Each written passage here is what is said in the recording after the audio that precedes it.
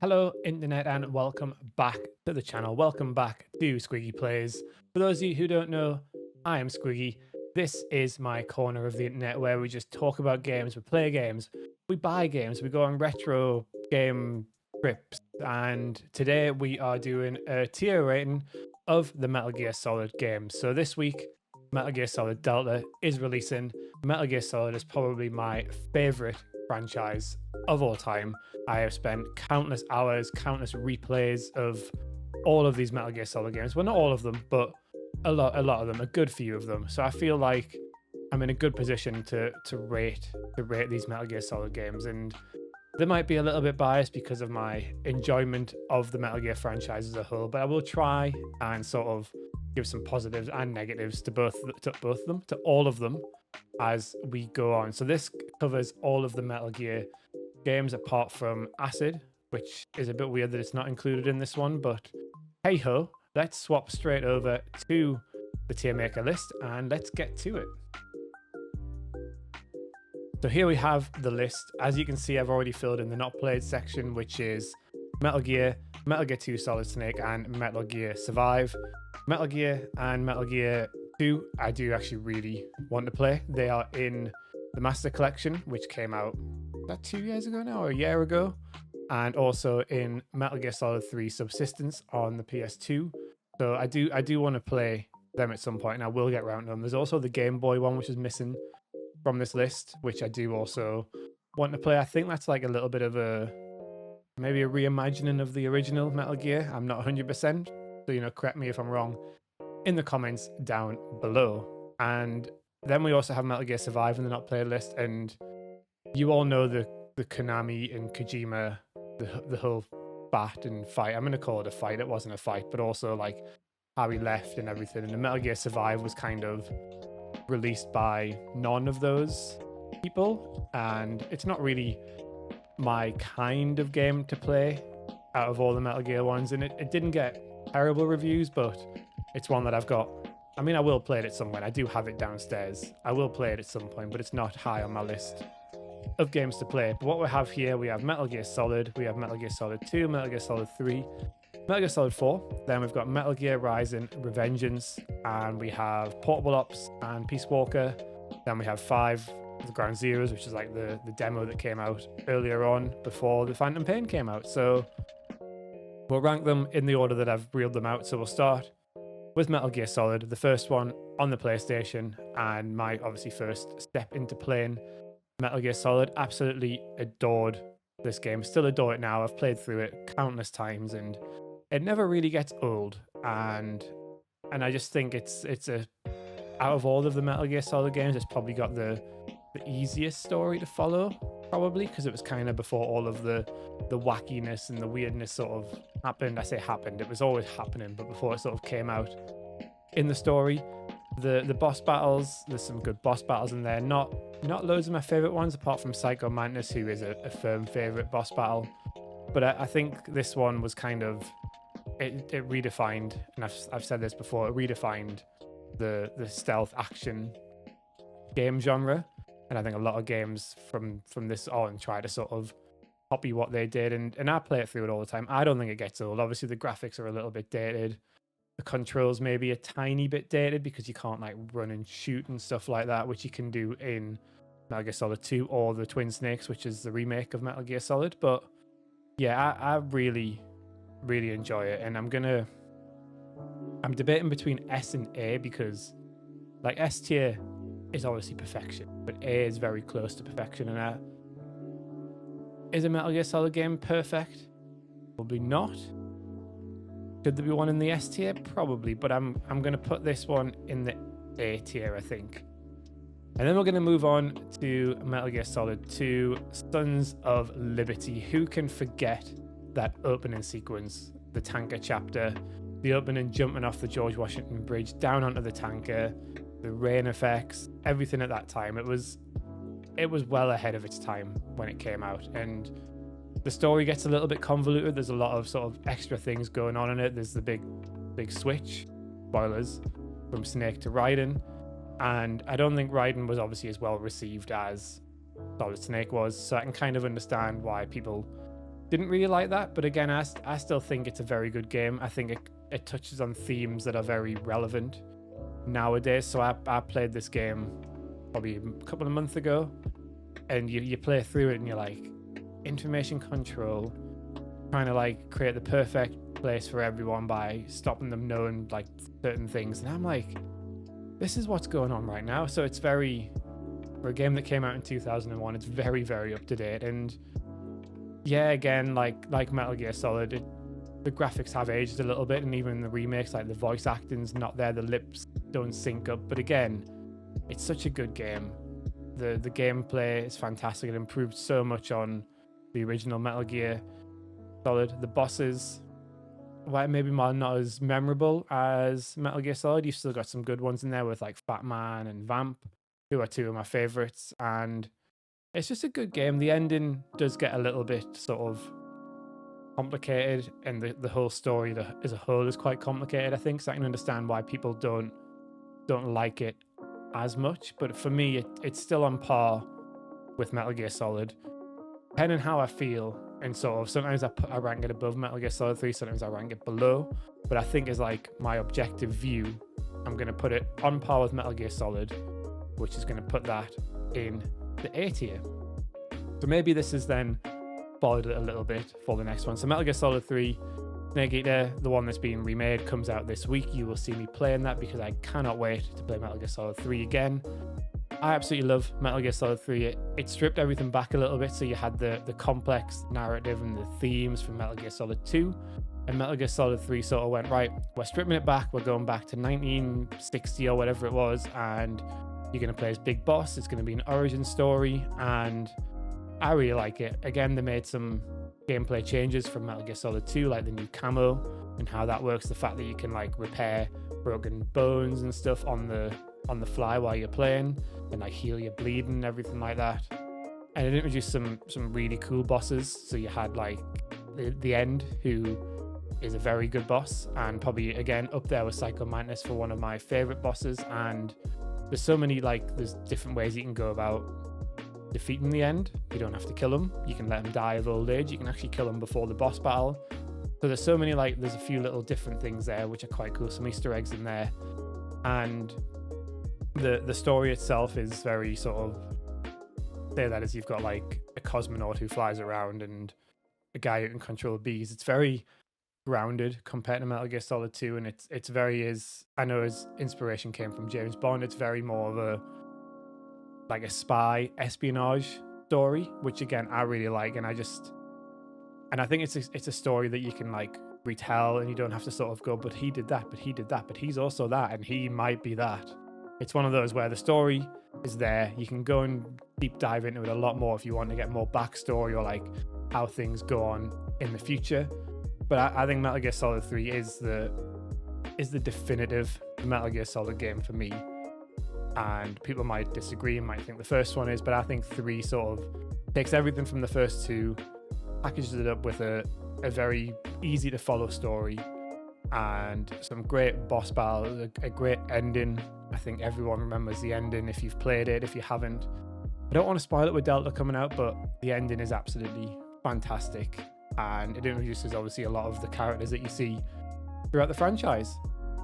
And for that, Metal Gear Solid 3 is going S tier. It is the top Metal Gear Solid game, in my opinion. And I don't know if Metacritic has their Metal Gear Solid 2 at 97 and Metal Gear Solid 3 at 96%, but like I said before, if I play Metal Gear Solid 2 like again, Metal Gear Solid 2 will probably go up there, but I think that's probably the right place for those 3. And then we move on to Metal Gear Solid 4. The Metal Gear Solid 4, I've not played it again since I finished it originally. It came out in 2008, I think. Was it 2008? Can't fully remember. I think it came out in about 2008, and I finished it there and then, spent so much time doing it. And while I did enjoy it, it's not my favorite Metal Gear Solid game. And I think it relies a lot on fan service to sort of get people interested in it and really like onto it. I think if you're a fan of the franchise like I am, it's a great game, but objectively as someone who maybe wants to play all the games, it's not the best. Again, I think there's a lot of a lot of plot holes in it. There's a lot of plot points that don't really get resolved, and the boss battles, while they are pretty good, they are basically just Kojima perving on models in that one. And the actual boss battles themselves are really good. It's kind of what happens after that, which I think sort of ruins it a little bit. And then you've got the stupid amount of cutscenes. Like, I think the final cutscene's 90 minutes long, and it is pretty. It has got a save point at some point in the cutscene. That's how long it is. And I just think it is great. It is a good game. They did improve a lot again, like the sort of more, not open areas, but the areas were a little bit more open to explore. And obviously the characters, they brought back some fan favorites like Mei Ling and Naomi. Vamp was still there. And you also get to meet the new form of Raiden, which we'll talk about when we get to his game. But for me, it doesn't lend itself to replaying as well, I don't think, because of the amount of cutscenes and how long they are. Like, if you want to do a full run with everything, you're looking at what, 40, 50 hours maybe, and you could skip the cutscenes, but you do skip a lot of what happens. And there's 5 acts to the game. Act 4, by far my favorite, you go back to Shadow Moses, which is really cool. It is a lot of fan service, but they're all good, but they're not as good as the 3 Metal Gear Solid games before it, in my honest opinion. So we're going to stick Metal Gear Solid 4 in the B tier, but I am very interested in what you all think. You know, let me know in the comments down below where you would sort of rate them. So that's kind of like the four big dogs done, and we're going to move on to Metal Gear Rising. So Metal Gear Rising was co-developed by Platinum Games, I believe, and it's more of a hack and slash in the form of like a bit of Devil May Cry, Bayonetta style game, where it's not really about stealth, it's basically about slicing things. And it is really cool. It's got some cool slicing mechanics, the way it works. And I do like it, but not a proper Metal Gear Solid game, obviously. It's a good spin-off. I think there's some good boss battles in it, some good music in it's really good as well. But again, I've only played it, I think I've played it twice since launch. So again, it's not exactly a replayable game in my eyes. I am going to go through and replay it because I have got it on the PS3, which stuff is behind me. But it's not a one that I'm like, oh, I want to play this, I want to play this, I want to see this and all this again. So I'm going to put Metal Gear Rising in the C tier category. And then we're going to move on to the 2 PlayStation Portable games. Like I said, Metal Gear Acid is not on this list. So we've got Metal Gear Solid Portable Ops, which is here. And Metal Gear Solid Portable Ops was cool to have like a proper portable Metal Gear Solid game. It did add a bit to the story and the lore of Big Boss and all of that. And I did enjoy it. Again, I don't think I fully finished it. And I think I did get a little bit bored. I did find it a little bit difficult not to control, but it felt a bit weird going from like your dual shocks with your double analog sticks and everything like that to playing on a PSP where you only had the one stick, only 2 shoulder buttons. And it just felt a little bit strange to sort of play it that way. But again, I do like it, and I do like the story of it. And it introduces Campbell in it as well. I think it's the first time Campbell appears in like previous Metal Gear Solid games before Metal Gear Solid 1. But I'm going to put that one in the C tier. And then we'll move on to Peace Walker. Peace Walker is an interesting one, and it's a game that sort of splits opinion, shall we say. I know a lot of people that absolutely love it, and it did form the basis for how Metal Gear Solid 5 is sort of structured as well. And I do like it. I didn't play it on the PSP, I played it as part of the HD collection. I really liked it. I really liked the art style of the cutscenes, where they're more like comic book style, and there's not loads of voice acting in it. There's still quite a bit, but a lot of it is comic book style cutscenes, which I really like. I like the introduction of a few of the characters. That's why you're introduced to Paz and Chico, which obviously form a big part of Metal Gear Solid 5. And it's a good game, and I like how it's structured. It's perfect for handheld, where you've got like the individual missions you can go in, you can replay missions. I like that you can Fulton things back up to base, so you can build like soldiers and armies and stuff like that. And if you want to unlock certain things, you need to have so many. So I do like that, and it sort of turns then into how Metal Gear Solid 5 is structured. And I think it's a very good game. I think the story is very good.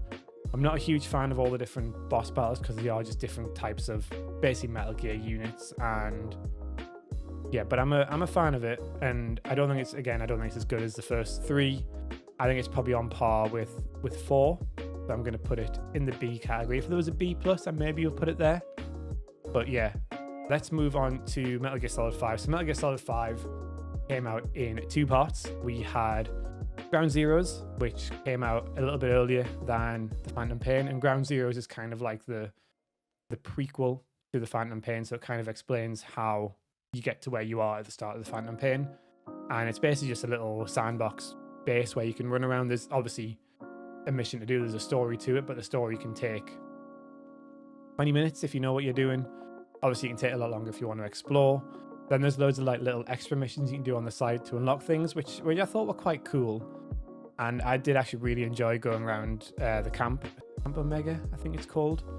I love going around the camp. I love the introduction of Skullface, how he's introduced, and obviously the ending of it is fantastic because it sets up Metal Gear Solid 5 perfectly. I really like it. It's a very good game and it controls perfectly as well, which is a big positive for the Phantom Pain, as we'll go on to that. Obviously it's not a massive game by any stretch, but all the extra stuff you can do, and you can just explore if you want. You know, you can run around, you can try and put every guard to sleep. If you want, you can drive cars around because they're there, you can do what you want. And it is good. Again, if we had more categories in here, like maybe it would be a B minus, but I'm gonna have to round it down probably to a C. I kind of want to put it, and you know what, I'm gonna put it in the B. I've convinced myself it's going in the B. And then we'll move on to the Phantom Pain, a very polarizing game, shall we say. My favorite game of 2015, was it 2015 or 2016 when it came out? It was my game of the year, but also my disappointment of the year. And I'll explain.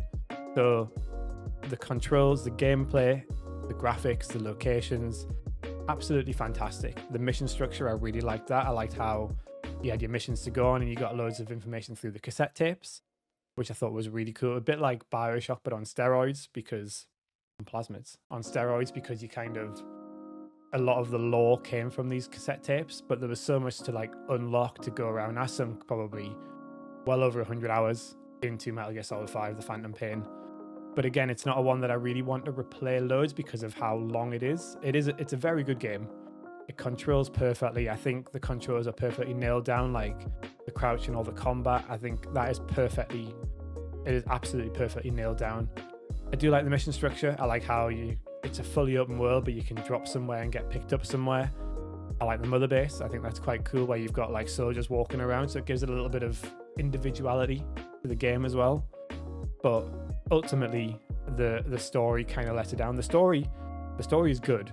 Like, it is a good story, but it lets it down towards the end, and then the ending kind of lets it down a little bit as well. And it felt a bit cheap, the ending. And obviously we all know it came out that I think it was budgets to finish it properly or something like that, or they just didn't let Kojima finish his work. He'd probably gone over budget and over time, so it felt like a very rushed ending. And we know that there's some extra stuff that's come out, like in lost tapes and everything like that, and that's why it was my disappointment of the year. It just kind of just ended, and it was like, I'm not going to spoil it, but it's like, you're not who you think you are, this person's who you think you are, off we go. And it does set up the events of Metal Gear Solid 2. Metal Gear 2. But it just felt a bit cheap. You've played the game for this long, and it was a cheap way to end it. And if it was just based on gameplay, the controls, graphics, and the structure of the game itself, I'd probably put it in the A tier. But ultimately, the story just lets it down for me. And again, I absolutely love the story up until a certain point, and then when you get to that point, if you've played it, you'll know it, and you're just like, oh, well, this is kind of a bit of a waste of the last 100 hours of my life, because it doesn't really matter. But it is a good game. I do recommend, if you can, to pick it up. And I'm going to put it in the B category. I think B is probably the right place for it. If you're not bothered about the story of it, if you're not like a massive Metal Gear nerd, then you can probably put it in A maybe for like the controls and everything. But I think B's the perfect spot for it. And we'll just quickly run through the list. So not played is Metal Gear 1, Metal Gear 2, and Metal Gear Survive. We've got nothing in D and F. It's C, we have Metal Gear Rise and Revengeance and Portable Ops. At B, we've got Metal Gear Solid 4, Metal Gear Solid Peace Walker, Metal Gear Solid 5 Ground Zeroes and Metal Gear Solid 5 The Phantom Pain. In the A category, we have Metal Gear Solid and Metal Gear Solid 2.